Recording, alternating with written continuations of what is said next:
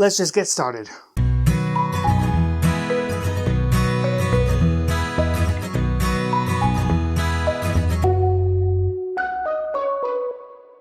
Hello everybody, I'm Ian with Board Feelings, and today we're taking a look at a relatively new game that came out technically the end of last year, but I didn't get it and didn't get a chance to play it until just now at the beginning of this year. Let's talk about Cape May.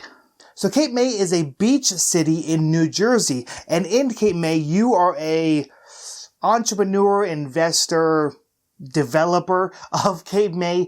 You can be traveling on the board, building buildings, building both commercial and residential buildings, and then upgrading them into some honestly pretty magnificent 3D pieces.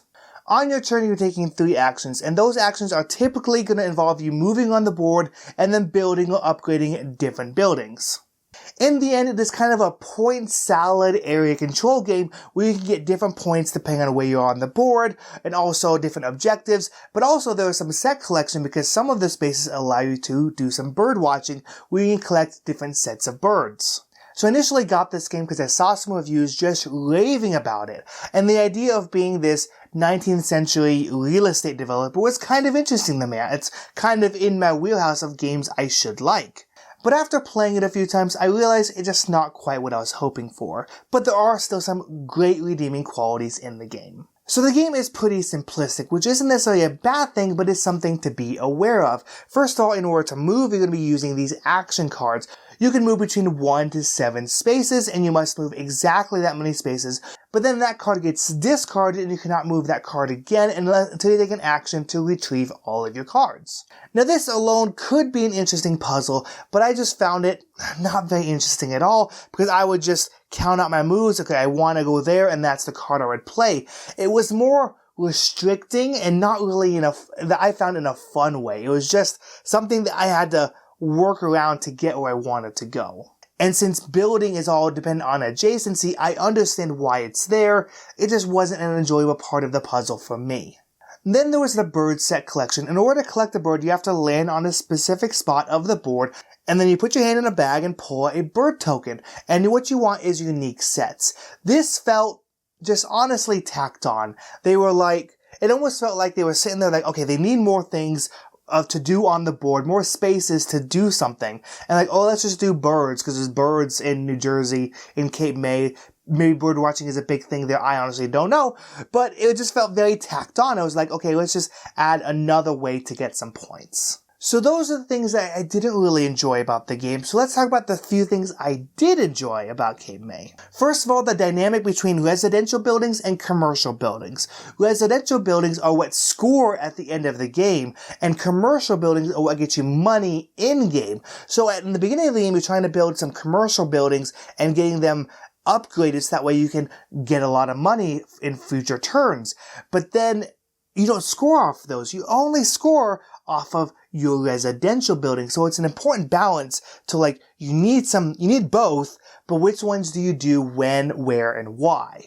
Because also it does factor into the area control aspect of the game. So it is this interesting puzzle of which one do I want to do this time? Do I want to do residential or commercial? Do I have enough movement to get to those spaces? How many actions do I need to build and upgrade? It was kind of interesting in that aspect. And just to piggyback off that, something I didn't find interesting, that 90% of the time, I found it most advantageous to move, build, and upgrade and those are my 3 actions for a turn.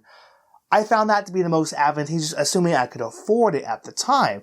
Because the second you move away from a space, returning to that in order to upgrade it can become very difficult. Now, there are some activity cards, I think they call them. I don't quite remember. There are some cards that you can get that do special actions that do break the rules a little bit as far as adjacency, but still, the chance of getting those, while likely, you have to consciously do it. So anyways, once you move off of a space, you have to accept the fact that you might not be returning to that space. You have to plan around that.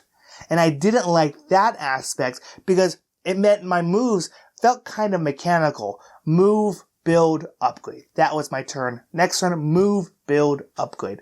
And that's what I honestly tended to do most of my turns. Another thing that I liked about Cape May is how ambiguous but tight the scoring is. You're not scoring during the game at all. You're really just collecting money and you're building buildings and you're just saying what happens. And at the end you score everything. And just looking at the board state, it was very difficult to tell how close the games are. In all of the games I played, I was sure that there was going to be a runaway leader with the other players just being way in the back. But that wasn't the case at all. All of the games I played were super tight. One of the games, the first game I played, it went down to a tiebreaker, and I could not tell that at all based on the board state.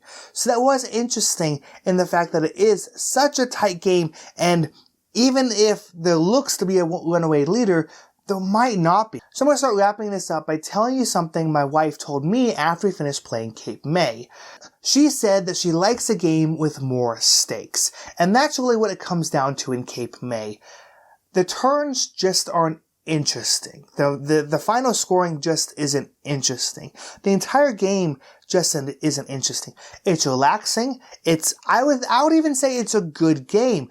It's very easy to understand, and I taught my wife, I believe I taught her in like 5-10 minutes, and we were playing the game. But it just didn't feel tight. It just didn't feel like what I was doing was important, was interesting. It was just move, build, upgrade, collect the bird. That was really it.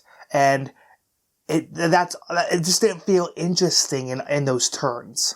But then in getting ready for this review, I started to reach out into the internet and see what other people have been saying about it. Because like I said, I've seen other people raving about this game.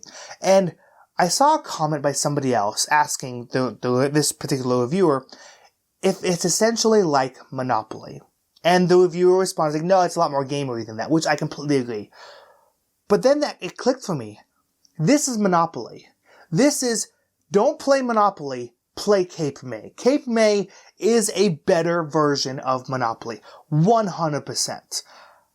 And so if you want a game to upgrade from Monopoly, this is it. The problem with me though, is I already have a game that does that for me. A game right here called High Rise. High Rise is my game that is like Monopoly, but better.